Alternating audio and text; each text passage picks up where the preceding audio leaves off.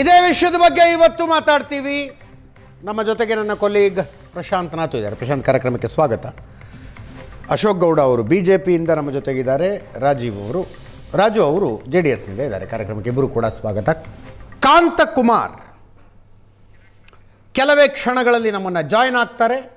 ಧಾರವಾಡದಲ್ಲಿ ನಡೆದ ಪ್ರತಿಭಟನೆಯ ನೇತೃತ್ವ ವಹಿಸಿದಂಥ ಕಾಂತಕುಮಾರ್, ಮೋಹನ್ ರಾಜ್ ದಲಿತ ಮುಖಂಡರು ಕೂಡ ನಮ್ಮನ್ನು ಜಾಯ್ನ್ ಆಗ್ತಾರೆ.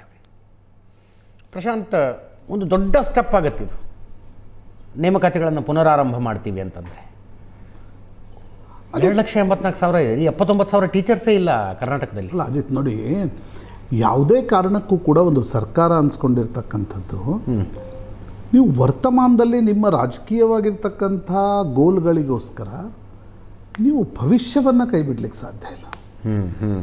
ಯಾವುದೇ ಸರ್ಕಾರ ಯೋಚನೆ ಮಾಡಬೇಕಾಗಿರ್ತಕ್ಕಂಥ ಪರಿಯೇ ಅದು. ನೀವು ಇಲ್ಲ ನಾವು ವರ್ತಮಾನದಲ್ಲಿ ಗ್ಯಾರಂಟಿಗಳನ್ನು ಕೊಡ್ತಾ ಇದ್ದೀವಿ ಅನ್ನುವ ಕಾರಣಕ್ಕೋಸ್ಕರ ನೀವು 4 ವರ್ಷ 5 ವರ್ಷ ನೇಮಕಾತಿಗಳನ್ನು ಬಂದ್ ಮಾಡಿಬಿಡ್ತೀವಿ. ಈಗ ಸರ್ಕಾರಿ ನಾವು ಅದು ಆರ್ಗ್ಯುಮೆಂಟ್ ಪಕ್ಕದಲ್ಲಿಡಿ, ಕರೆಕ್ಟ್. ಬಟ್ ಎಲ್ಲಿ ಈಗ ಶಿಕ್ಷಕರು, ಪೊಲೀಸರು, ತಹಶೀಲ್ದಾರರು, ಗ್ರೂಪ್ ಎ ಅಧಿಕಾರಿಗಳು ಬೇಕಲ್ವಾ? ಇಡೀ ಸರ್ಕಾರ ಬಜೆಟ್ನಲ್ಲಿ ಏನು ಪ್ಲ್ಯಾನ್ ಮಾಡುತ್ತೆ ಅದನ್ನು ಎಕ್ಸಿಕ್ಯೂಟ್ ಮಾಡಲಿಕ್ಕೆ ಅಧಿಕಾರಿಗಳು ಬೇಕಲ್ಲ ಅಂತಿಮವಾಗಿ. ನೀವು ಕೆಳಗಡೆ ಇನ್ನೂ ಪ್ರೈವೇಟೈಸೇಷನ್ ಹೆಸರಲ್ಲಿ ಏನೋ ತೆಗೆದುಕೊಳ್ತೀರಿ, ಗುತ್ತಿಗೆ ಆಧಾರದ ಮೇಲೆ ತೆಗೆದುಕೊಳ್ತೀರಿ, ಅದೊಂದು ಬೇರೆ. ಅದರಲ್ಲೂ ಕೋರ್ಟ್ಗಳು ಹೇಳ್ತಾ ಇವೆ ಇಲ್ಲ ಅಲ್ಲಿ ನೀವು ನೇಮಕಾತಿ ಮಾಡಬೇಕು ಅಂತಕ್ಕಂಥದ್ದನ್ನು. ಹಾಗಿರುವಾಗ ನನಗನ್ಸುತ್ತೆ ಒತ್ತಡ ಬೀಳುತ್ತೆ ಅನ್ನುವ ಕಾರಣಕ್ಕೋಸ್ಕರ 2 ಕಾರಣಗಳಿಗೋಸ್ಕರ ನೇಮಕಾತಿ ನಡೆದಿಲ್ಲ. ಒಂದು, ಒಳ ಮೀಸಲಾತಿ. ಬೊಮ್ಮಾಯಿಯವರು ಒಳ ಮೀಸಲಾತಿಯನ್ನು ತಂದ ನಂತರ ಇಮಿಡಿಯೇಟ್ಲಿ BJP ಸರ್ಕಾರ ಹೇಳಿತ್ತು ಇಲ್ಲ ಇದರ ಪ್ರಕಾರವಾಗಿ ನೇಮಕಾತಿ ಮಾಡಿದ್ರು. ನಾಳೆ ಇದು subject to condition of court order, supreme court order ಮಾಡಬೇಕಾಗತ್ತೆ. ಮೀನ್ ವೈಲ್ ಏನಾಯಿತು, ಸುಪ್ರೀಂ ಕೋರ್ಟ್ ಹೇಳ್ತು ದಲಿತರಲ್ಲಿ ಒಳ ಮೀಸಲಾತಿಯನ್ನು ಕೊಡಲಿಕ್ಕೆ ಯಾವುದೇ ರೀತಿಯಾಗಿರ್ತಕ್ಕಂಥ ಅಭ್ಯಂತರ ಇಲ್ಲ ಅನ್ನೋದನ್ನು ಸುಪ್ರೀಂ ಕೋರ್ಟ್ ಹೇಳ್ತಾರೆ. ಯಾಕೆಂದರೆ 5 ಜಡ್ಜ್ ಬೆಂಚ್ ಮೊದಲೇನು ಹೇಳಿತ್ತು ಅಂತಂದರೆ ದಲಿತರಲ್ಲಿ ಈ ರೀತಿಯ ಕ್ಲಾಸಿಫಿಕೇಷನ್ ಅಂದರೆ ಲೆಫ್ಟ್ ದಲಿತ, ರೈಟ್ ದಲಿತ ಅನ್ನೋದನ್ನು ಕ್ಲಾಸಿಫಿಕೇಷನ್ ಸರ್ಕಾರ ಕಾನ್ಸ್ಟಿಟ್ಯೂಷನಲಿ ಅದನ್ನು ಮಾಡಿಲ್ಲ ಅಂತಕ್ಕಂಥದ್ದನ್ನು ಕೋರ್ಟ್ ಹೇಳಿತ್ತು. ಆದರೆ ನಂತರ 7 ಜಡ್ಜ್ ಬೆಂಚ್ ಹೇಳ್ತು ಇಲ್ಲ ಒಳ ಮೀಸಲಾತಿಯನ್ನು ಕಲ್ಪಿಸಲಿಕ್ಕೆ ಅವಕಾಶ ಇದೆ ಅಂತಕ್ಕಂಥದ್ದು. ಯಾಕೆಂದರೆ ಪಂಜಾಬ್ನಲ್ಲಿ, ಹೈದರಾಬಾದ್ನಲ್ಲಿ ಅದನ್ನು ಸ್ಟ್ರಕ್ ಡೌನ್ ಮಾಡಲಾಗಿದೆ. ಹೀಗಿರುವಾಗ ಈಗ ಒಳ ಮೀಸಲಾತಿಯ ನಂಬರ್ಸ್ಗಳನ್ನು ಸರ್ಕಾರ ಪುನರ್ ವಿಂಗಡಣೆ ಮಾಡಿದೆ. ವಿಂಗಡಣೆ ಮಾಡಿ ಅದು ರಾಜ್ಯಪಾಲರ ಬಳಿ ಇತ್ತು. ಇವತ್ತು ಹೋಗಿ ಅವರು ರಾಜ್ಯಪಾಲರನ್ನು ಕೂಡ ಭೇಟಿಯಾಗಿದ್ದಾರೆ. ನೀವು ಸುಪ್ರೀಂ ಕೋರ್ಟ್ನ ಆದೇಶ ಬರುವವರೆಗೆ ಕಾಯ್ಲಿಕ್ಕೆ ಕೂತ್ರೆ ಅದು ಇನ್ನೂ ವರ್ಷಗಟ್ಟಲೆ ತೆಗೆದು. ಹಾಗಿರುವಾಗ ಕ್ಯಾಬಿನೆಟ್ನಲ್ಲಿ ಕ್ಯಾಬಿನೆಟ್ನಲ್ಲಿ ಪ್ರಿಯಾಂಕ್ ಖರ್ಗೆ ಕೂಡ ಈ ವಿಷಯವನ್ನು ಹೇಳಿದರು ಅಂತ ನಾನು ಕೇಳ್ಪಟ್ಟೆ. ಏನು ಇವತ್ತಲ್ಲ, ಹಿಂದೆ ಇದನ್ನು ಮಾಡುವಾಗ, ಫ್ರೀಸ್ ಮಾಡುವಾಗ ಒಳ ಮೀಸಲಾತಿಯ ಅಂತಿಮವಾಗಿರ್ತಕ್ಕಂಥ ಒಂದು ಜಜ್ಮೆಂಟ್ ಬರುವವರೆಗೂ ಅಥವಾ ಆದೇಶ ಬರುವವರೆಗೂ ನೀವು ನೇಮಕಾತಿಯನ್ನು ಫ್ರೀಸ್ ಮಾಡಬೇಡಿ ಅಂತಕ್ಕಂಥದ್ದನ್ನು ಅವರು ಕ್ಯಾಬಿನೆಟ್ನಲ್ಲಿ ಹೇಳಿದರು. ಆದರೆ ನಾನಾ ಕಾರಣಗಳಿಗೋಸ್ಕರ, ಯಾಕಂದರೆ ದಲಿತ ಎಡವರ್ಗ ಎಲ್ಲಿ ನಾರಾಜಾಗ್ಬಿಡುತ್ತೋ ಅನ್ನುವ ಕಾರಣಕ್ಕೋಸ್ಕರ ಅದನ್ನು ಹೋಲ್ಡ್ ಮಾಡಲಾಯಿತು, ಫ್ರೀಸ್ ಮಾಡಲಾಯಿತು. ನನಗನ್ಸುತ್ತೆ ಧಾರವಾಡದಲ್ಲಿ ಇಷ್ಟೊಂದು ದೊಡ್ಡ ಪ್ರಮಾಣದಲ್ಲಿ ಉದ್ಯೋಗಾಕಾಂಕ್ಷಿಗಳ ಒಂದು ರೀತಿಯ ಪ್ರತಿಭಟನೆ ಏನಿತ್ತು ಅದು ಎಚ್ಚರಿಕೆಯ ಗಂಟೆ. ಬರೀ ಧಾರವಾಡದಲ್ಲಿ ನಡೆಯುತ್ತೆ ಅಂತಕ್ಕಂಥದ್ದಲ್ಲ, ಮುಂಬರುವ ದಿನಗಳಲ್ಲಿ ಆಳುವ ಸರ್ಕಾರಕ್ಕೊಂದು ರೀತಿಯಾಗಿರ್ತಕ್ಕಂಥ ಆತಂಕವನ್ನು ತಂದಿರತಕ್ಕಂಥ ವಿಷಯ ಇದು. ಹೀಗಾಗಿ ಸಿದ್ದರಾಮಯ್ಯನವ್ರಿಗೂ ಅನಿಸಿದೆ, DK ಶಿವಕುಮಾರ್ಗೂ ಅನಿಸಿದೆ, ವಿರೋಧ ಪಕ್ಷಗಳಿಗೂ ಇದು ನಿಶ್ಚಿತವಾಗಿ ಅನಿಸಿದೆ. ಯಾಕಂದರೆ ಪೊಟೆನ್ಷಿಯಲ್ ವೋಟ್ ಬ್ಯಾಂಕ್ ಪೊಲಿಟಿಕಲಿ ನೀವು ನೋಡಿದಾಗ, ಕರೆಕ್ಟ್, ಸೋಷಿಯಲಿ ಕೂಡ ನೀವು ನೋಡಿದಾಗ ಈ ರೀತಿಯ ಪ್ರತಿಭಟನೆಗಳು ಎಲ್ಲಿಂದ ಹುಡುಗಿರು ಬೀದಿಗೆ ಎಳೆದಿದ್ದಾರೆ ರೀ. ನಾಳೆ ದಿವಸ ಅವ್ರ ತಂದೆ ತಾಯಿಗೆ ಫ್ರಸ್ಟ್ರೇಷನ್ ಇಲ್ವಾ? ಪ್ರತಿ ತಿಂಗಳು ದುಡ್ಡು ಕಳಿಸ್ಬೇಕು ಅವರು, ಅವ್ರ ಅಣ್ಣ ತಮ್ಮಂದ್ರಿಗೆ ಫ್ರಸ್ಟ್ರೇಷನ್. ಆ ಕಾರಣದಿಂದ ನನಗನ್ಸುತ್ತೆ ದಿಸ್ ಇಸ್ ಹೈ ಟೈಮ್. ಸರ್ಕಾರ ನೀವು 2,80,000 ಇದೆ ಅಲ್ವಾ, ಈಗ 60,000ಕ್ಕೆ ನಿಮಗೆ ಫೈನಾನ್ಷಿಯಲ್ ಏನಂತಾರೆ ಹಣಕಾಸು ಇಲಾಖೆ ಅನುಮತಿ ಇದೆ. ಹೌದು, ಮೊದಲು ಅಷ್ಟನ್ನಾದರೂ ಭರ್ತಿ ಮಾಡತಕ್ಕಂಥ, ಬಟ್ ಆ ಭರ್ತಿಯಲ್ಲೂ ಕೂಡ ಪಾರದರ್ಶಕತೆ ಜೊತೆಗೆ ಭರ್ತಿ ಮಾಡತಕ್ಕಂಥ ತೀರ್ಮಾನವನ್ನು ಸರ್ಕಾರ ತೆಗೆದುಕೊಳ್ಳೇಬೇಕಾಗುತ್ತೆ. ಎಸ್ ಅಶೋಕ್ ಗೌಡ್ರೆ, ಅದಕ್ಕೆ ಹಣ ಇಲ್ಲ ಅನ್ನುವ ಕಾರಣಕ್ಕೋಸ್ಕರ, ಹಣ ಇಲ್ಲ ಅನ್ನುವ ಕಾರಣಕ್ಕೋಸ್ಕರ ನೀವು ಒಳ ಮೀಸಲಾತಿ ಅಂತ ಕಾರಣ ನೆಪ ತೋರಿಸಿ ಹಣ ಇಲ್ಲ ಅನ್ನುವ ಕಾರಣಕ್ಕೋಸ್ಕರ ಭರ್ತಿಯನ್ನು ತಡೆ ಹಿಡಿದ್ರೆ ನನಗನ್ಸುತ್ತೆ ಭವಿಷ್ಯದ ಜೊತೆ ಈ ರಾಜ್ಯದ ಭವಿಷ್ಯದ ಜೊತೆ ಅದೊಂದು ರೀತಿಯಾಗಿರ್ತಕ್ಕಂಥ ಚೆಲ್ಲಾಟ ಆಡದಂಗೆ ಅದು. ಎಸ್ ಅಶೋಕ್ ಗೌಡ್ರೆ, 2,64,000 ವೇಕೆನ್ಸೀಸ್ ಅಂತೆ ನೀವು ಅಧಿಕಾರ ಬಿಟ್ಟುಕೊಟ್ಟಾಗ ಇನ್ ದ ಸೆನ್ಸ್ ಎಲೆಕ್ಷನ್ ಸೋತು ಕಾಂಗ್ರೆಸ್ ಅಧಿಕಾರಕ್ಕೆ ಬಂದಾಗ 2,64,000 ಇವತ್ತು ಬೀದಿಗಿಳಿದು ಹೋರಾಟ ಮಾಡ್ತಾ ಇದ್ದೀರಿ. ನೋಡಿ, ಸಿದ್ದರಾಮಯ್ಯನವರು ಸುಳ್ಳು ಹೇಳೋದ್ರಲ್ಲಿ ನಿಸ್ಸೀಮರು. ಅವರು ಅಧಿಕಾರ ಬಿಡ್ತಾರಲ್ಲ 2018ನಲ್ಲಿ 2018 ಮೇಗೆ, ಆವತ್ತು 1,83,000 ವೇಕೆನ್ಸೀಸ್ ಖಾಲಿ ಇತ್ತು ಕರ್ನಾಟಕದಲ್ಲಿ, ಫಿಲ್ ಆಗಬೇಕಾಗಿತ್ತು 2013ರಿಂದ 18 ಮಧ್ಯದಲ್ಲಿ. ಈ ಅವಧಿನಲ್ಲಿ ಸಿದ್ದರಾಮಯ್ಯನವರು ಮಾಡಿದಂತಹ ಕೆಲಸಗಳು ತದನಂತರದಲ್ಲಿ ನಮ್ಮ ಸರ್ಕಾರ ಬಂತು. ಹೌದು, ಕುಮಾರಸ್ವಾಮಿ ಅವರಿದ್ದರು, ತದನಂತರ ನಮ್ಮ ಸರ್ಕಾರ ಬಂತು. ಆಗ ಕೋವಿಡ್ ಇತ್ತು, ತಮಗೂ ಗೊತ್ತಿದೆ, ನಮಗೂ ಗೊತ್ತಿದೆ, ಎಲ್ಲರಿಗೂ ಗೊತ್ತಿದೆ, ಇಡೀ ಪ್ರಪಂಚ ಅದರಲ್ಲಿ ಸಫರ್ ಮಾಡ್ತು. ಆಯಿತು, ಕೋವಿಡ್ ಆದರೂ ಸಹ ನಾವೇನು ಮಾಡಿದ್ವಿ ಅಂದರೆ, ಬೊಮ್ಮಾಯಿ ಸರ್ಕಾರ ಬಂದ ಮೇಲೆ ಒಂದು KPSCಗೆ ನೇಮಕಾತಿ ಮಾಡಿದ್ವಿ. ಬೊಮ್ಮಾಯಿ ಸರ್ಕಾರ 14,000 ಟೀಚರ್ಸ್ ನೇಮಕಾತಿ ಮಾಡ್ತೀವಿ, 13,000 ಪೌರ ಕಾರ್ಮಿಕರನ್ನ ನೇಮಕಾತಿ ಇನ್ನೂ ಹಂಗೆ ಉಳ್ಕೊಂಡಿದೆ. ಸಾರಿ, 19,000 ಒಂದು ಟೀಚರ್ ನೇಮಕಾತಿ ಇನ್ನೂ ಹಂಗೆ 15,000 ಅದು ನಾವೆಲ್ಲ ರೆಡಿ ಮಾಡಿ ಇಟ್ಟಿದ್ವಿ. ಅದಾದಮೇಲೆ ನೇಮಕಾತಿ ಲೆಟರ್ಸ್ ಕೊಡಬೇಕಾಗಿತ್ತು. ಅದು ಇವ್ರ ಸರ್ಕಾರ ಬಂತು, ಇವ್ರ ಸರ್ಕಾರ ಇವತ್ತಿಗೂ ಕೊಟ್ಟಿಲ್ಲ ಅಂತಕ್ಕಂಥ ವಿಚಾರ. 14,000 ನಾರ್ತ್ ಕರ್ನಾಟಕ, ಕಲ್ಯಾಣ ಕರ್ನಾಟಕದ ನೇಮಕಾತಿ ಆಗಿದೆ. 13,000 ಪೌರ ಕಾರ್ಮಿಕರ ನೇಮಕಾತಿ ಆಗಿದೆ. KPSCದು ಯಡಿಯೂರಪ್ಪನವರೇ ಕ್ಲಿಯರ್ ಮಾಡಿದ್ದು ಯಾವಾಗ 2020ರಲ್ಲಿ. ಅದೆಲ್ಲನೂ ಆದರೂ ಸಹ ನಮ್ಮ ಸರ್ಕಾರ ಹೋದಾಗ 2,20,000 ಉದ್ಯೋಗಗಳು ಖಾಲಿ ಇತ್ತು. ಈಗ ಕ್ರಿಯೇಟ್ ಆಗಿರ್ತಕ್ಕಂಥದ್ದು ಎಲ್ಲ ಸೇರಿ 2,84,000 ಆಯ್ತಪ್ಪ. 2,84,000 ಆಗಲಿ, ನಾತು ಅವ್ರು ಹೇಳ್ತಿದ್ರು, ಒಂದು ಒಳ ಮೀಸಲಾತಿ ರೋಸ್ಟರ್ ಸಿಸ್ಟಮು ಜೊತೆಗೆ 56%ಗೆ ಕೋರ್ಟ್ ಏನು ಹೇಳ್ತು, 6% ಸಪ್ರೇಟಾಗಿ ಇಟ್ಬಿಟ್ಟು ನೀವು ನೇಮಕಾತಿ ಮಾಡಿ ಪರವಾಗಿಲ್ಲ ಅಂತ ಹೇಳ್ತು. ಆದರೂ ಸಹ ನೇಮಕಾತಿ ಮಾಡ್ತಿಲ್ಲ. ಏನಕ್ಕೆ ಅಂದರೆ 60,000 ಇವಾಗ FD ಪರ್ಮಿಷನ್ ಕೊಟ್ಟಿದ್ರು, ನೇಮಕಾತಿ ಮಾಡ್ತಿಲ್ಲ. ಯಾಕೆ ನೇಮಕಾತಿ ಮಾಡ್ತಿಲ್ಲ? ಇದು ನಮ್ಮ ಪ್ರಶ್ನೆ. ಯಾಕೆ ಅಂತ ಹೇಳಿದ್ರೆ, ಈ ಸರ್ಕಾರದಲ್ಲಿ ದುಡ್ಡಿಲ್ಲ, ಕಂಗಾಲಾಗೋಗಿದೆ. ಸರ್ಕಾರಿ ನೌಕರರಿಗೆ, ಕ್ರಿಮಿಟೋರಿಯಂ ನೌಕರಗಳಿಗೆ ಸಂಬಳ ಕೊಡ್ತಾ ಇಲ್ಲ, ಅದು ವಿಪರ್ಯಾಸ. ನರ್ಸಿಂಗ್ ಸ್ಟಾಫ್ಗೆ, ಡಿ ಗ್ರೂಪ್ ನೌಕರಿಗೆ, ಕಾಂಟ್ರಾಕ್ಟ್ ಎಂಪ್ಲಾಯಿಗಳಿಗೆ ಸಂಬಳ ಕೊಡ್ತಿಲ್ಲ. ಬಸ್ಗೆ ಟೈರ್ ಪಂಚರ್ ಆಗಿದ್ರೆ ಟೈರ್ಗೆ ಇವರು ಟೈರ್ ಪಂಚರ್ ಹಾಕ್ಸದೆ ಕಾಲಹರಣ ಮಾಡ್ತಿದ್ದಾರೆ. ಅಂದರೆ ಇಂತಹ ಒಂದು ಕೆಂಗೆಟ್ರ ಸರ್ಕಾರ ತಕ್ಕಂಥದ್ದು. ಓಲಿ ಸರ್ಕಾರಿ ನೌಕರಿ ಆದರೂ ಬಿಟ್ಬಿಡಿ, ಸರ್ಕಾರಿ ನೌಕರಿ ಆ ಕಡೆಗೆ ಬಿಟ್ಬಿಡಿ. ಪ್ರೈವೇಟ್ ನೌಕರಿಗಳು ನಾವೇ ಇದೇ ಪ್ಯಾನಲ್ ಚರ್ಚೆ ಮಾಡಿದ್ದೀವಿ. ಪ್ರೈವೇಟ್ ಕಂಪ್ನಿಗಳು, ಎಷ್ಟು ಕಂಪ್ನಿಗಳು ಆಂಧ್ರಕ್ಕೆ, ತಮಿಳ್ನಾಡಿಗೆ ಹೋಗಿವೆ, ಎಷ್ಟು ಕಂಪ್ನಿಗಳು ಅಲ್ಲಿ ಅವ್ರಿಗೆ ಎಷ್ಟು ಉದ್ಯೋಗ ಕ್ರಿಯೇಟ್ ಮಾಡ್ತಾ ಇದ್ದಾರೆ. ಓಕೆ, ಅದು ಬಿಟ್ಬಿಡಿ. ನಾನು ಸಣ್ಣ ವ್ಯಾಪಾರ ಮಾಡ್ಕೊಂಡಿರ್ತೀನಿ ಅಂತ ಇಟ್ಕೊಳ್ಳೋಣ. 40 ಅಡಿ ರೋಡ್ಗೆ ನಾನು ಇನ್ಮೇಲೆ NOC ಕೊಡಲ್ಲ. ನೀವು 40 ಅಡಿ ರೋಡ್ನಲ್ಲಿ ಇರೋ ಕಮರ್ಷಿಯಲ್ ಎಸ್ಟಾಬ್ಲಿಷ್ಮೆಂಟ್ಸ್ ಎಲ್ಲ ಕ್ಯಾನ್ಸಲ್ ಮಾಡಿ, ಪಾಲಿಕ್ಲಿನಿಕ್ಕು, ಮಟನ್ ಶಾಪು, ವೆಜಿಟೇಬಲ್ ಶಾಪು ಇದೆಲ್ಲ ಕ್ಲೋಸ್ ಮಾಡಬೇಕು ಅಂದರೆ, ಈಗ ಸಣ್ಣ ಬದಿ ವ್ಯಾಪಾರಿಗಳು, ಸಣ್ಣ ವ್ಯಾಪಾರಿಗಳೆಲ್ಲ ಮುಚ್ಕೊಂಡು ಹೋಗ್ಬಿಡ್ಬೇಕು ಅಲ್ಲಿಗೆ. ಅದಕ್ಕೂ ಉದ್ಯೋಗ ಕತ್ತರಿ ಹಾಕ್ಬಿಡ್ಬೇಕು. ಓಕೆ, ಅದು ಬಿಟ್ಬಿಡಿ. ನಾನು ರೈತ ಕುಟುಂಬದಲ್ಲಿ ನಾನು ಹುಟ್ಟಿದ್ದೀನಪ್ಪ, ನಾನು ಅದರಲ್ಲಿ ಉದ್ಯೋಗ ಮಾಡ್ತೀನಿ ಅಂದರೆ, ನೀವು 16-18 ಸ್ಕೀಮ್ಸ್ ಇದೆ, ನೀವು ಸಬ್ಸಿಡಿ ಕೊಡ್ತಿದ್ದು ನಮ್ಮ ರಾಜ್ಯ ಅಂದರೆ ನಮ್ಮ BJP ಸರ್ಕಾರ ಇದ್ದಾಗ 16 ಸ್ಕೀಮ್ಸನ್ನು ಕಟ್ ಮಾಡಿಬಿಟ್ಟಿದ್ದೀರಾ. ಓಲಪ್ಪ, ನಾನು ಸತ್ತೋಗ್ಬಿಡ್ತೀನಪ್ಪ ರೈತ ಅಂದರೆ ಅವ್ನಿಗೆ ಕಾಂಪನ್ಸೇಷನ್ ಕೊಡ್ತಾ ಇಲ್ಲ. ಇನ್ನೆಂಥ ಸರ್ಕಾರ ಇದು? ಇನ್ನೆಂಥ ಸರ್ಕಾರ ಅಂದರೆ ಎಂಥದಂದರೆ, ಇದು ಸಿದ್ದರಾಮಯ್ಯನವರ ಆಡಳಿತಕ್ಕೆ ಹಿಡಿದ ಕನ್ನಡಿ. ಜೆನ್ಸಿ ಗಲಾಟೆ, ಧಾರವಾಡದಲ್ಲಿ ನಡೆದಂತಹ ಗಲಾಟೆ. ಸಿದ್ದರಾಮಯ್ಯ 45,000 ರಿಕ್ರೂಟ್ಮೆಂಟ್ 2.5 ವರ್ಷದಲ್ಲಿ ಮಾಡ್ಕೊಂಡಿದ್ದೀವಿ ಅಂತಾರಲ್ಲ, ಅವನ್ ಸುಳ್ಳು ಅದಂಗಿದೆ. ಯಾವುದು?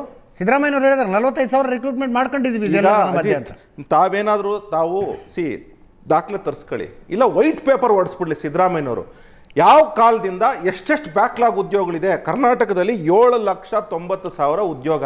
ಅದರಲ್ಲಿ ಈಗ ಕೆಲಸ ಮಾಡ್ತಿರ್ತಕ್ಕಂಥ ಬೋರ್ಡು, ಕಾರ್ಪೊರೇಷನ್ನು ಎಲ್ಲ ಸೇರಿಸಿ ಸುಮಾರು 5 ಲಕ್ಷ ಜನ ಕೆಲಸ ಮಾಡ್ತಿದ್ದಾರೆ. ನೀವು ಮುಂಚೆಯಿಂದ ವೈಟ್ ಪೇಪರ್ ಹೊಡಿಸ್ಬಿಡಿ ಸಿದ್ದರಾಮಯ್ಯನವರೇ. ನೀವು 7.25 ವರ್ಷ ಮುಖ್ಯಮಂತ್ರಿ ಆಗಿರೋರು, 16-17ನೇ ಬಜೆಟ್ ಮಂಡನೆ ಮಾಡ್ತಾ ಇದ್ದೀರಿ. ಇನ್ನೊಂದು ವಾರದಲ್ಲಿ ತಾವು ವೈಟ್ ಪೇಪರ್ ಹೊಡಿಸಿ, ಯಾವ್ಯಾವ ಕಾಲದಲ್ಲಿ ಎಷ್ಟೆಷ್ಟು ರಿಕ್ರೂಟ್ಮೆಂಟ್ ಬಾಕಿ ಇತ್ತು, ಯಾವ್ಯಾವ ಡಿಪಾರ್ಟ್ಮೆಂಟ್ ಬಾಕಿ ಇತ್ತು. ನಾನು ಓದ್ಲ ಡಿಪಾರ್ಟ್ಮೆಂಟ್ ವಯಸ್ಸು ನನ್ನ ಹತ್ರ ಇದೆ. ಶಿಕ್ಷಣ ಒಂದೇ ಅಲ್ಲ, ಕಂದಾಯ ಒಂದೇ ಅಲ್ಲ, SC ST ಡೆವಲಪ್ಮೆಂಟ್ಗೂ ಇಲ್ಲ, ವುಮೆನ್ ಡೆವಲಪ್ಮೆಂಟ್ಗೂ ಇಲ್ಲ, ಪೊಲೀಸ್ ಡಿಪಾರ್ಟ್ಮೆಂಟಲ್ಲಿಲ್ಲ. ಎಲ್ಲಿ ಡೆವಲಪ್ಮೆಂಟ್ ಆಗುತ್ತೆ ಹೇಳಿ? ಇವರು ಏನು ಮಾಡ್ತಾರೆ? ಹಿಂದಿನ ಸರ್ಕಾರಗಳು ಉಳಿಸಿ ಹೋದ ಬ್ಯಾಕ್ಲಾಗ್ ಹೌದು ಅಲ್ಲೋ ಅಷ್ಟೇ ಕೇಳ್ತಾ ಇದ್ದೀನಿ. ನೋಡಿ ಅಜಿತ್, ಹಿಂದಿನ ಸರ್ಕಾರಗಳು ಸಿದ್ದರಾಮಯ್ಯನವರು ಆಡಳಿತ ಬಿಟ್ಟಿದ್ದ ದಿವಸ 2018ರಲ್ಲಿ 1,83,000 ಉದ್ಯೋಗ ಇತ್ತು, ಬ್ಯಾಕ್ಲಾಗ್ ಇತ್ತು. ಇದು ಪಾಯಿಂಟ್ ಇರತಕ್ಕಂಥದ್ದು. ಅದ್ರ ಬಗ್ಗೆ ಸಿದ್ದರಾಮಯ್ಯನವರು ಮಾತಾಡಲಿಲ್ಲ. 2.5 ವರ್ಷದಲ್ಲಿ 1 ಲಕ್ಷ ಜನ ರಿಟೈರ್ ಆಗಿದ್ದಾರೆ, ಅವ್ರ ಜಾಗಗಳೆಲ್ಲ ಖಾಲಿ ಆಗಿದ್ದಾವೆ. ಈಗ ಅದಕ್ಕೆ ಇದೇ ತಮಿಳ್ನಾಡು ಸರ್ಕಾರ ಏನು ಮಾಡ್ತು ಅಂತ ಹೇಳಿದ್ರೆ, 2006-07 ಇಸ್ವಿನಲ್ಲಿ ಒಂದು ಪಾಲಿಸಿ ತಂತು. ಆ ಪಾಲಿಸಿ ಪ್ರಕಾರ ಏನು ಸೆಂಟ್ರಲ್ ಸ್ಕೀಮ್ ಇದೆ, ಮುಂದೆ ರಿಟೈರ್ಡ್ ಆಗೋರಿಗೆ ಇವಾಗಲೇ ರಿಕ್ರೂಟ್ಮೆಂಟ್ ಮಾಡ್ಕೊಂಡು ನಾವು ಟ್ರೈನಿಂಗ್ ಕೊಡ್ತೀವಿ ಅಂತ ಹೇಳಿ. ಅದನ್ನು ಯಾಕೆ ಮಾಡಲ್ಲ? ಇವ್ರು ಎಲ್ಲದಕ್ಕೂ ಏನೇನೋ ಎಕ್ಸಾಂಪಲ್ಸ್ ತೊಗೊತಾರಲ್ಲ, ಆ ಎಕ್ಸಾಂಪಲ್ಸ್ ಯಾಕೆ ತಗೊಳ್ಳಲ್ಲ? ಆಯಿತು, ಓಕೆ, ಇದೆಲ್ಲನೂ ಒಂದು ಕಡೆ ಅಲ್ವಾ? ಟ್ಯಾಕ್ಸ್ ಹೊರೆ ಎಷ್ಟು ಬಿದ್ದಿದೆ ಕರ್ನಾಟಕ ರಾಜ್ಯದ ಮೇಲೆ? 78,000 ಕೋಟಿ ನಮ್ಮ ಎಲೆಕ್ಟ್ರಿಕಲ್ ಬಸ್ ತೊಗೊಳ್ಳಿ, ಎಲೆಕ್ಟ್ರಿಕಲ್ ವೆಹಿಕಲ್ ತೊಗೊಳ್ಳಿ, ಪೆಟ್ರೋಲ್ ತೆಗೆದುಕೊಳ್ಳಿ, ಲ್ಯಾಂಡನ್ನ ನಾನು ರಿಜಿಸ್ಟರ್ ಮಾಡ್ಕೊಳ್ಳಿ, ಎಲ್ಲ ಸೇರಿಸಿ 78,000 ಕೋಟಿ ಬಂತು. ಅದೆಲ್ಲೋಯ್ತು? 3,15,000 ಕೋಟಿ ಸಾಲ ಮಾಡಿದ್ರಲ್ಲ, ಅದೆಲ್ಲೋಯ್ತು? ಎಲ್ಲಿ ಹೋಯ್ತು ಅಂದರೆ ಸಚಿವರು ಮಜಾ ಮಾಡ್ತಾ ಇದ್ದಾರೆ 5 ಸ್ಟಾರ್ 7 ಸ್ಟಾರ್ ಹೋಟ್ಲ್ಗಳಲ್ಲಿ, ಕ್ಯಾಬಿನೆಟ್ ರ್ಯಾಂಕ್ಗಳು ತೊಗೊಂಡವ್ರೆ, ಇವ್ರ ಕಾರ್ಯಕರ್ತರುಗಳು ಸಂಬಳ ಕೊಡ್ತಾವ್ರೆ ಗ್ಯಾರಂಟಿ ಹೆಸರಲ್ಲಿ. ಇಲ್ಲಿಗೆ ಹೋಗ್ತಾ ಇದೆ. ಗ್ಯಾರಂಟಿ ನಿಜವಾಗ್ಲೂ ತಲುಪ್ತಾ ಇಲ್ಲ ಜನಕ್ಕೆ. ಗ್ಯಾರಂಟಿ ಹೆಸರಲ್ಲಿ ಇವ್ರ ಕಾರ್ಯಕರ್ತರು ಸಂಬಳ ಕೊಡ್ತಾವ್ರೆ. ಇಷ್ಟ ಆಗ್ತಾ ಇರೋದು ರಾಜ್ಯ ಸರ್ಕಾರದಲ್ಲಿ. ರಾಜ್ಯ ಸರ್ಕಾರದ ಸಿದ್ದರಾಮಯ್ಯನವರು, ನಾನು ಒಂದು ಹೇಳಕ್ಕೆ ಇಷ್ಟಪಡ್ತೇನೆ ಅಂತ ವಾಹಿನಿ ಮೂಲಕ, ಸಿದ್ದರಾಮಯ್ಯನವರೇ ಎಚ್ಚೆತ್ಕೊಳ್ಳಿ. 7.25 ವರ್ಷ ತಾವು ಮುಖ್ಯಮಂತ್ರಿ ಆಗಿರೋದು, 33 ವರ್ಷ ತಾವು ಆಡಳಿತದಲ್ಲಿದ್ದೀರಾ. 16 ಬಜೆಟ್ ಈಗಾಗಲೇ ಮಂಡನೆ ಮಾಡಿರೋ, 17ನೇ ಬಜೆಟ್ಟು. ಇದು ತಮ್ಮ ಆಡಳಿತದ ಒಂದು ಕಿಡಿದ ಕನ್ನಡಿ ಏನಂದರೆ ಈ ಜನ್ಜಿ ಗಲಾಟೆ. ಇಂಥ ಗಲಾಟೆ ನಿಮ್ಮ ಕೊನೆಯ ಹಂತದಲ್ಲಿ ಇದ್ದೀರಾ, ರಾಜಕೀಯದ ಕೊನೆ ಹಂತದಲ್ಲಿ. ಇಂಥ ಗಲಾಟೆ ಬೇಕಾ ಸಿದ್ದರಾಮಯ್ಯನವರು ತಮಗೆ?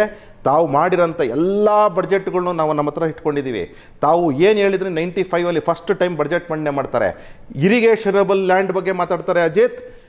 29% ಇರಿಗೇಷನ್ ಲ್ಯಾಂಡ್ ಇದೆ ಅಂತ. ಇವತ್ತು ಸಿದ್ದರಾಮಯ್ಯನವರೇ ತಮ್ಮ ಆಡಳಿತ ಅವಧಿ ಇಷ್ಟು ವರ್ಷ ಆಗೋಗಿದೆಯಲ್ಲ, 95ಇಂದ ಎಷ್ಟಪ್ಪ ತಾವು ಇರಿಗೇಷನ್ ಇನ್ಕ್ರೀಸ್ ಮಾಡಿಬಿಟ್ಟಿದ್ದೀರಾ? ಹೇಳ್ಬೇಕು ಸಿದ್ದರಾಮಯ್ಯನವರು, ಹೇಳ್ಬೇಕು. ವೈಟ್ ಪೇಪರ್, ನಾನು 16 ಬಡ್ಜೆಟಲ್ಲಿ ಇಷ್ಟು ಮಾಡಿದ್ದೀನಪ್ಪ ಅಂತಂದ್ಬಿಟ್ಟು ಹೇಳಿ. ಒಂದು ವೈಟ್ ಪೇಪರ್. 2 ಪ್ರಶ್ನೆಗಳು ಬರ್ತವೆ ಅಶೋಕ್ ಗೌಡ ಅವರೇ. ಒಂದು, ಮುಂಚಿನ ಥರ ಸರ್ಕಾರ ಈಗ ನೌಕರಿ ಕೊಡೋದಕ್ಕೆ ಸಾಧ್ಯನಾ? ಬೇಡ. ಪ್ರೈವೇಟ್ ಕೆಲಸಗಳನ್ನ ಯಾಕೆ 300 ಜನ ಇಲ್ಲದೆ ನ್ಯೂಸ್ ಚಾನಲ್ ನಡೆಸೋದಕ್ಕಾಗೋದಿಲ್ಲ ಅನ್ನೋ ಸಿಚುವೇಶನ್ 250 ಜನರಲ್ಲಿ ನ್ಯೂಸ್ ಚಾನಲ್ ನಡೆಸಬಹುದು ಅನ್ನೋ ಸಿಚುವೇಶನ್ಗೆ ಬಂದಿದೆಯಪ್ಪ, ಬಿಕಾಸ್ ಆಫ್ ಟೆಕ್ನಾಲಜಿಕಲ್ ಅಡ್ವಾಂಟೇಜಸ್. ಹೌದು, ಇದೆ. ಇದೆ. ಸಾಫ್ಟ್ವೇರ್ನಲ್ಲಿ ಹೌದು ಲೇ ಆಫ್ ಮಾಡ್ತಾ ಇದ್ದಾರ್ರಿ. ಹೌದು, ಒಂದೊಂದು ಕಂಪ್ನಿಗಳು 15,000 16,000 ಜನರು ನೋಡಕ್ಕೆ ಕಳಿಸ್ತಾ ಇದೆ. ಯಾಕಂದ್ರೆ ನೀವು ಇಲ್ಲದೆ ಕೆಲಸ ಆಗುತ್ತೆ ನಮಗೆ ಅಂತ. ಹೌದು. ಸರ್ಕಾರ ಹಂಗೆ ಅಪ್ಡೇಟ್ ಆಗಿಲ್ಲ ಅಂತೀರಾ? ನಾನು ಹೇಳೋದು 10 ಜನ ಮಾಡ್ತಾ ಇದ್ದ ಕೆಲಸ 2 ಮಾಡ್ತಿಲ್ವಾ ಈಗ? Okay, done. Exactly, very fair question.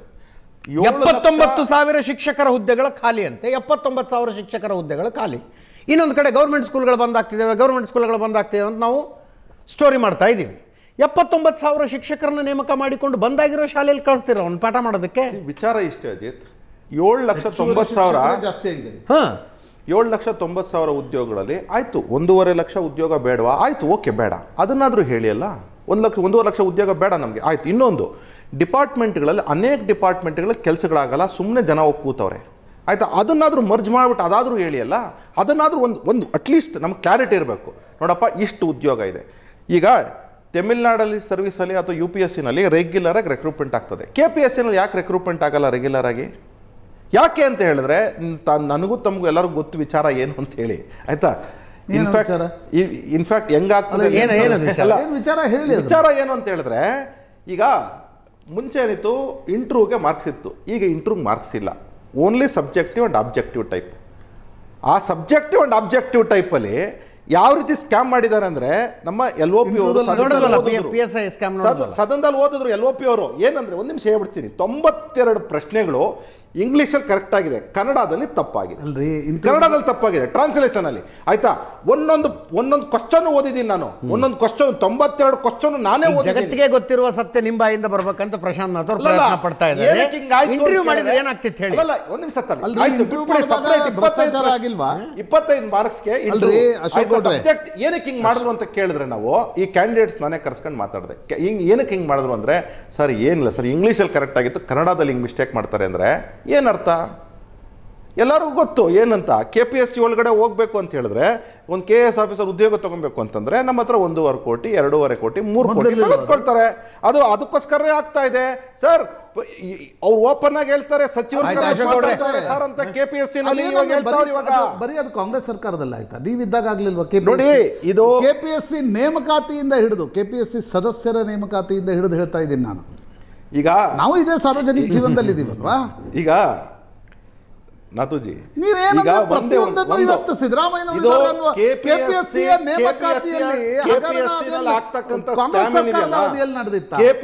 ಆಗ್ತಕ್ಕಂಥ ಸ್ಕ್ಯಾಮ್ಗೆ ಯಾರು ಫೌಂಡೇಶನ್ ಹಾಕಿದ್ರು, ಯಾವ ಇಯರಿಂದ ಅದ್ರ ಮೇಲೆ ಸೌದಾ ಕಟ್ಟಿ ಕಿರೀಟ ಇಟ್ಟವ್ರು ಯಾರು ಅನ್ನೋದು ಚರ್ಚೆ ಆಗ್ಬೇಕ್ರಿ. ಸತ್ಯ ಫೌಂಡೇಶನ್ ಆಗ್ಬಿಡ್ಲಿ ಅಲ್ಲ. ಸೌದಾ ಕಟ್ಟದವ್ರು ಯಾರು, ಕಳಸ ಕಟ್ಟದವ್ರು ಯಾರು, ಎಲ್ಲ ಚರ್ಚೆ ಆಗಬೇಕು. ಎಲ್ಲ ಚರ್ಚೆ. 2 ಕೋಟಿ ಉದ್ಯೋಗ ಸೃಷ್ಟಿಯ ಭರವಸೆ ಇತ್ತು ನರೇಂದ್ರ ಮೋದಿ ಅವರು. ವರ್ಷಕ್ಕೆ 2 ಕೋಟಿ ಉದ್ಯೋಗ ಸೃಷ್ಟಿ ಆಗಿದ್ರೆ ಹಿಂಗೆ ಜನ ಬೀದಿಗಿಳಿತಿದ್ರ? ಇಲ್ಲ, ಒಂದು ನಿಮಿಷ ತಾಳಿ. BK ಹರಿಪ್ರಸಾದ್ ಅವ್ರಿಗೆ ನಾನು ಸ್ಟ್ಯಾಟಿಸ್ಟಿಕ್ಸ್ ಹೇಳ್ತೀನಿ ಬೇಕಂದ್ರೆ. ಎಂಟೈರ್ ಇಂಡಿಯಾದಲ್ಲಿ construction sector alone, which is my sector, where I was employed, 7.5 ಕೋಟಿ ಉದ್ಯೋಗ ಸೃಷ್ಟಿಯಾಗಿರೋದು because of national highways and because of the several projects. 7.5 ಕೋಟಿ. ನಾನು ಬೇಕಂದ್ರೆ ಒಂದೊಂದು ಪ್ರಾಜೆಕ್ಟ್ಗೆ ಎಷ್ಟೆಷ್ಟು ಎಂಪ್ಲಾಯ್ಮೆಂಟ್ ಕ್ರಿಯೇಟ್ ಆಗಿದೆ. ಯಾಕೆ ಜನ ಹಿಂಗೆ ಬೀದಿಗಿಳಿತಾರೆ? ನಾಥುಜಿ ಸಾರಿ ಅಜಿತ್ ಜಿ, ಏನು ಗೊತ್ತಾ, ವೆರಿ ಸಿಂಪಲ್. ಈ ಜನ್ಜಿ ಏನು ಹೇಳ್ತಿದ್ದಾರೆ, ನೀವು ಕರ್ನಾಟಕದಲ್ಲಿ 2,84,000 ಉದ್ಯೋಗಗಳು ವೇಕೆಂಟ್ ಇದೆ. ನಾವು 8 ವರ್ಷದ ಉದ್ಯೋಗ ಬರಿತಾ ಇದ್ದೀವಿ ಎಕ್ಸಾಮು, ಯಾಕೆ ನೀವು ಫಿಲ್ ಮಾಡಿಲ್ಲ ಅಂತ ಕೇಳ್ತಾ ಇದ್ದಾರೆ. ಈ 35 ತಿಂಗಳಾಗಿದೆ ನೀವು ಬಂದು. ಯಾವತ್ತೊಂದು ನಾವು KPSCಗೆ ಇವರೇ ಕಾಂಗ್ರೆಸ್ನ ಸದಸ್ಯರು ಹೋಗಿ ಗಲಾಟೆ ಮಾಡಿದ್ರು. ಇವತ್ತು 35 ತಿಂಗಳಾದರೂ ನೀವು ಏನು ಮಾಡಿಲ್ಲ ಅಂತ ಹೇಳ್ಬಿಟ್ಟು ಅವ್ರ ಅಳಲು, ಅವ್ರ ಗೋಳು. ಒಂದು. ಎರಡನೇದು, ಪ್ರೈವೇಟ್ ಸೆಕ್ಟರ್ಸ್ ಜಾಬ್ಸ್ ಏನಿದೆ ಕರ್ನಾಟಕದಲ್ಲಿ, ಕಂಪ್ನೀಸ್ ಏನಿದೆ ಅದನ್ನು ಮುಚ್ತಾ ಇದ್ದೀರಾ. 23 ಕಂಪ್ನಿಗಳಿಗೆಲ್ಲ ಕರ್ನಾಟಕದಿಂದ ವಲಸೆ ಹೋಗಿವೆ ಆಂಧ್ರಕ್ಕೆ, ತಮಿಳ್ನಾಡಿಗೆ. ಅದ್ರ ಬಗ್ಗೆ ಮಾತಾಡ್ತಿದ್ದಾರೆ. ನೀವು ಭಾರತದಲ್ಲಿ ಜಾಬ್ಸ್ ಇಲ್ಲ ಅಂತಲ್ಲ, ನೀವು ಎಲ್ಲಾದರೂ ಬನ್ನಿ ಕೆಲಸ ಅಂತೂ ಖಂಡಿತವಾಗ್ಲೂ ಇದೆ. ಆದರೆ ವಿಚಾರ ಇಷ್ಟೇ, ನಿಮಗೆ ಕರ್ನಾಟಕದ ಕನ್ನಡಿಗನಿಗೆ ಉದ್ಯೋಗ ಕರ್ನಾಟಕದಲ್ಲಿ ಸಿಗ್ತಾ ಇಲ್ಲ. ಅವನು ವಲಸೆ ಹೋಗ್ತಕ್ಕಂತಹ ಕೆಲಸ ಬರ್ತಿದೆ, ಅಥವಾ ಸರ್ಕಾರಿ ನೌಕರಿ ಸಿಗ್ತಾ ಇಲ್ಲ. ಅವ್ರಿಗೆ ಅಳಲದು. ನೀವು ಕಮರ್ಷಿಯಲ್ ಎಸ್ಟಾಬ್ಲಿಷ್ಮೆಂಟ್ಸ್ಗೆ ನೀವು ಯೋಚನೆ ಮಾಡಿ, ಸರ್ಕಾರದ ಮನಸ್ಥಿತಿ ಯೋಚನೆ ಮಾಡಿ. ಸೆಂಟ್ರಲ್ ಗೌರ್ಮೆಂಟ್ ಬಂದ್ಮೇಲೆ ಅಷ್ಟು ವೇಕೆನ್ಸೀಸ್ ಫಿಲ್ ಮಾಡಿಬಿಟ್ಟಿದ್ಯಾ ನೋಡಿ. ಒಂದು ಅಜಿಜ್ಜಿ 3 ಲಕ್ಷ ವೇಕೆನ್ಸೀಸ್ ಈಗಾಗಲೇ ಫಿಲ್ ಆಗಿದೆ ಕಳೆದ 3.5 ವರ್ಷಗಳಲ್ಲಿ. 3 ಲಕ್ಷ ವೇಕೆನ್ಸೀಸ್, 6.5 ಲಕ್ಷ ಇವೆ. ಕರೆಕ್ಟ್, ಸತ್ಯವೇ, ಏನು ಅದನ್ನು ಡಿನಯಲ್ಲೇ ಇಲ್ಲ. ಅಕಸ್ಮಾತ್ ಅಲ್ಲೇನಾದ್ರೂ ಯಾರಿಗಾದ್ರೂ, ನಾನು ಒಂದು 2 ದಿವಸದಿಂದ ಯಾರೋ ಒಬ್ಬ senior executive director retired, 3 months ಆಗಿದೆ ರಿಟೈರ್ಡ್ ಆಗಿ, ಬ್ಯಾಂಕಲ್ಲಿ. ಅವ್ರಿಗೆ ಕೇಳಿದೆ, ಸರ್ ಯಾಕೆ ಸರ್ ಬ್ಯಾಂಕಿಂಗ್ ರಿಕ್ರೂಟ್ಮೆಂಟ್ ಸ್ಲೋ ಆಗ್ತಿದೆ ಅಂತ ಕೇಳಿದೆ. ಅವ್ರು ಹೇಳಿದ್ದಿಷ್ಟೇ ನನಗೆ, ಅನೇಕದು ತಾವೇ ಹೇಳಿದ್ರಲ್ಲ ಅಪ್ಡೇಟ್ ಆಕ್ಷನ್ ಆಗ್ತಿದೆ, ಅದರಿಂದ ಸ್ಲೋ ಆಗ್ತಿದೆ. It is not stopped, it is slow ಅಂತ ಅವರ ಇದಿತ್ತು. No problem. ಆದರೆ ಏನಂದರೆ ನೇಮಕಾತಿ ಅಂತೂ ಆಗ್ತಾ ಇದೆಯಾ? UPSC ರೆಗ್ಯುಲರ್ ಪ್ರತಿ ವರ್ಷನೂ ಸಹ 5 ಜನ IAS 50 ಜನ IAS ಕಾಂತಕುಮಾರ್ ಅವರು ನಮ್ಮನ್ನು ಜಾಯ್ನ್ ಆಗಿದ್ದಾರೆ. ಜೊತೆಗೆ ಮೋಹನ್ ರಾಜ್, ದಲಿತ ಮುಖಂಡರು. ಕಾಂತಕುಮಾರ್ ಅವರ ಏನು ಬಗೆಹರಿಯುತ್ತ ಸಮಸ್ಯೆ? ರಿಕ್ರೂಟ್ಮೆಂಟ್ ಸ್ಟಾರ್ಟ್ ಮಾಡ್ತೀವಿ ಅಂತಾರಂತೆ ಸ್ಟೇಟ್ ಗೌರ್ಮೆಂಟ್ನವರು. ಸರ್ ನಮಸ್ತೆ ಸರ್. ಸರ್, ಇದು ರೆಕ್ರೂಟ್ಮೆಂಟು ಇವಾಗ ಸ್ಟೇಟಲ್ಲಿ ನಾವು ರೆಕ್ರೂಟ್ಮೆಂಟ್ ನೇಮಕಾತಿ ಪ್ರಕ್ರಿಯೆ ಪ್ರಾರಂಭ ಮಾಡಿ ಅಂತ ಹೇಳಿದ್ರೆ, ಇಲ್ಲಿ ಅನೇಕರು ಟಾಪಿಕ್ಗೆ ಡೈವರ್ಷನ್ ಮಾಡ್ತಿದ್ದಾರೆ ಸರ್. ಏನು ಡೈವರ್ಟ್? ವಿದ್ಯಾರ್ಥಿಗಳ ಸಮಸ್ಯೆಗಳನ್ನ ಬಗೆಹರಿಸಿ ಅಂತ ನಾವು ಇಲ್ಲಿ ಸರ್, ಈಗ ಕಾಂಗ್ರೆಸ್, BJP, JDS ಇಲ್ಲ ಇದರಲ್ಲಿ ಮಧ್ಯದಲ್ಲಿ ಅವ್ರು ತಪ್ಪು ಮಾಡಿದ್ದಾರೆ, ಇವ್ರು ತಪ್ಪು ಮಾಡಿದ್ದಾರೆ, ಒಳ ಮೀಸಲಾತಿ ಇದು ರಿಸರ್ವೇಶನ್ ಅವ್ರು ತಪ್ಪು ಮಾಡಿದ್ದಾರೆ, ಇವ್ರು ತಪ್ಪು ಮಾಡಿದ್ದಾರೆ, ಇಲ್ಲ ಕೋರ್ಟ್ ಮೇಲೆ ಹಾಕೋಂಥದ್ದು, ಈ ಥರ ಸಮಸ್ಯೆ ಹೇಳೋದಕ್ಕೆ ಬದಲು ಈಗ ಸಮಸ್ಯೆ ಏನು, ಮೂಲಭೂತ ಇದಕ್ಕೆ ಮೂಲ ಕಾರಣ ಏನು, ಇದಕ್ಕೆ ಪರಿಹಾರ ಏನು ಮಾಡ್ಬೋದು, ಇದನ್ನ ಯೋಚನೆ ಮಾಡಿ ಈ ಕೂಡಲೇ ಅವರು ಏನು ಮಾತು ಕೊಟ್ಟಿದ್ದಾರೆ, ಏನು ಭರವಸೆ ಕೊಟ್ಟಿದ್ದಾರೆ, ಫೈನಾನ್ಷಿಯಲ್ ಡಿಪಾರ್ಟ್ಮೆಂಟ್ ಇಂದ ಎಷ್ಟು ಪೋಸ್ಟ್ ಅಪ್ರೂವಲ್ ಆಗಿದೆ. ಕಾಂತಕುಮಾರ್ ಅವರೇ, ನಮ್ಮ ದೇಶದಲ್ಲಿ ಕಾಗೆ ಕುಳಿತು ಮರದ ಟೊಂಗೆ ಮುರಿದ್ರು ರಾಜಕೀಯ ಚರ್ಚೆ ಆಗತ್ರಿ, ಇದ್ರಲ್ಲಿ ಆಗದೆ ಇರುತ್ತಾ? Please continue sir. ನಿಮ್ಮ ವಾದವನ್ನು ಮುಂದುವರಿಸಿ. ಈಗ ಭರವಸೆ ಇದೆಯಾ ನಿಮಗೆ ಈ ಕ್ಯಾಬಿನೆಟ್ ನಲ್ಲಿ ಒಂದು ನಿರ್ಧಾರ ಆಗುತ್ತಪ್ಪ, ರಿಕ್ರೂಟ್ಮೆಂಟ್ ಸ್ಟಾರ್ಟ್ ಮಾಡುತ್ತೆ ರಾಜ್ಯ ಸರ್ಕಾರ ಅನ್ನೋ ಭರವಸೆ ಇದೆಯಾ? ಸರ್, ನಾವು ಭರವಸೆ ಅಂತಂದ್ರೆ ನೋಡಿ ಸರ್, ಈಗ ಅತಿ ಶೀಘ್ರದಲ್ಲಿ ಸುಮ್ಮನೆ ಮಾತಲ್ಲಿ ಭರವಸೆ ಕೊಡೋದು, ಇಲ್ಲ ಕ್ಯಾಬಿನೆಟ್ ಅಲ್ಲಿ ಚರ್ಚೆ ಮಾಡ್ಕೊಳೋದು, ಪೇಪರ್ ಸ್ಟೇಟ್ಮೆಂಟ್ ಕೊಡೋದು, ನ್ಯೂಸ್ ಚಾನಲ್ ಅಲ್ಲಿ ಬರೋದು, ಸುಮ್ಮನೆ ಈ ಚರ್ಚೆ ಬಿಟ್ಟು ಸರ್, ಇದು ಒಂದು ಈವೆಂಟ್ ಆಫ್ ಕ್ಯಾಲೆಂಡರ್ ಮೇಂಟೈನ್ ಮಾಡಬೇಕು. ಅಲ್ಲಿವರೆಗೂ ಇರ್ರೆಸ್ಪೆಕ್ಟಿವ್ ಆಫ್ ಪಾರ್ಟಿ, ಅದು ನ್ಯೂಸ್ ಚಾನಲ್ ಅಲ್ಲಿ ಚರ್ಚೆ ಆಗೋದೊರ್ತು ಆಗೋದಿಲ್ಲ ಸ್ವಾಮಿ. ಬಂದು ಬೀದಿಗಿಳಿದು ಹೋರಾಟ, ಜನರಲ್ಲಿನ ಆಕ್ರೋಶ ವಿಧಾನಸೌಧಕ್ಕೆ ತಲುಪೋ ತನಕ ನೀವೇನ್ ಹೇಳ್ತಾ ಇದ್ದೀರಲ್ಲ ಕ್ಯಾಲೆಂಡರ್ ಆಫ್ ಇವೆಂಟ್ಸ್, ಅದೆಲ್ಲ ಆಗೋದಿಲ್ಲ. ಇಲ್ಲದೇ ಇದ್ರೆ ಮನವಿ ಕೊಟ್ಟಿರ್ಲಿಲ್ವಾ ನೀವು ಮುಂಚೆ ಸರ್ಕಾರಗಳಿಗೆ? ಇದು ಸತ್ಯ ಸರ್, ಅದೇ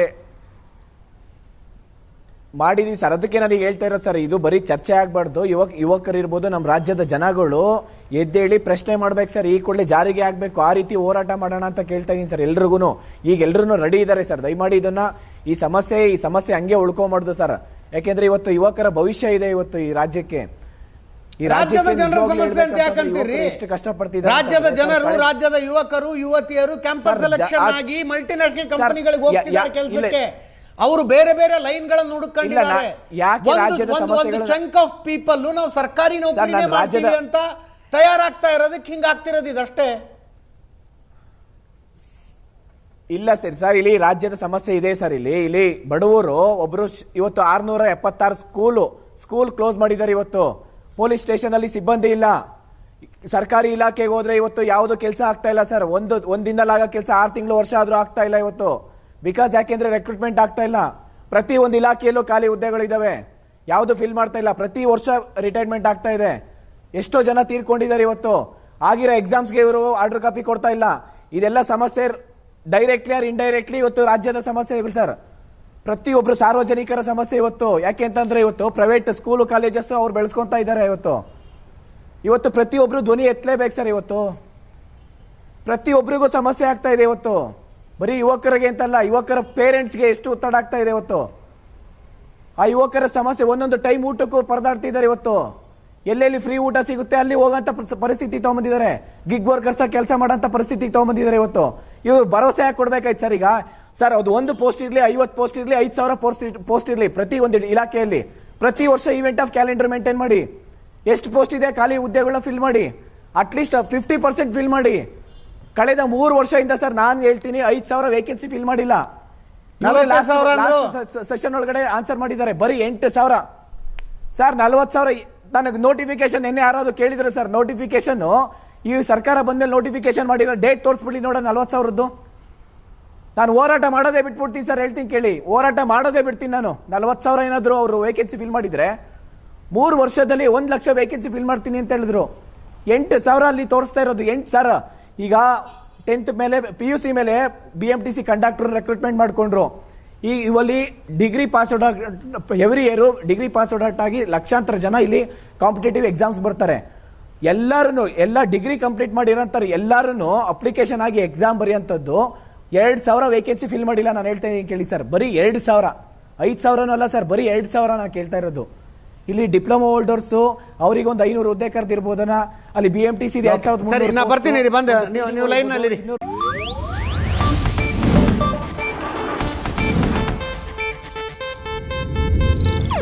ಇದು ಏಷ್ಯಾನೆಟ್ ನ್ಯೂಸ್ ನೆಟ್ವರ್ಕ್ ಪ್ರಸ್ತುತಿ.